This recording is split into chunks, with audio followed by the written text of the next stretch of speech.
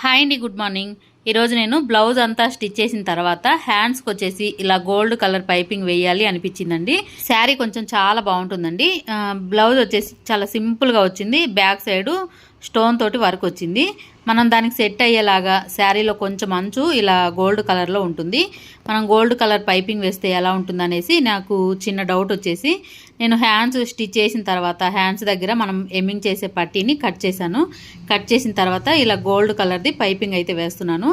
ఇలా వేసిన తర్వాత బ్లౌజ్ మాత్రం చాలా బాగుంది. బ్లౌజ్ సింపుల్గా ఉన్నా కూడా ఇలా మనం పైపింగ్ వేసుకుంటే దాని లుక్ చాలా బాగుంటుందండి. కుట్టు వేసిన తర్వాత మనం బ్లౌజ్ అంతా కుట్టిన తర్వాత కూడా ఇలా సింపుల్గా వేసుకోవచ్చు. అలా వేసేటప్పుడు కొంచెం జాగ్రత్తగా కుట్టు వేసుకున్నట్టయితే మనకు కుచ్చు అనేది రాకుండా ఉంటుంది. మనం హెమ్మి పట్టి దగ్గర ఒక లూజ్ కుట్టు వేసిన తర్వాత మనం ఇలా పైపింగ్ వేసుకోవాలి. ఇప్పుడు పైపింగ్ చూడండి, చాలా నీట్గా సన్నగా వచ్చింది కదా. అలాగే హ్యాండ్స్ కూడా చాలా బాగా వచ్చాయండి.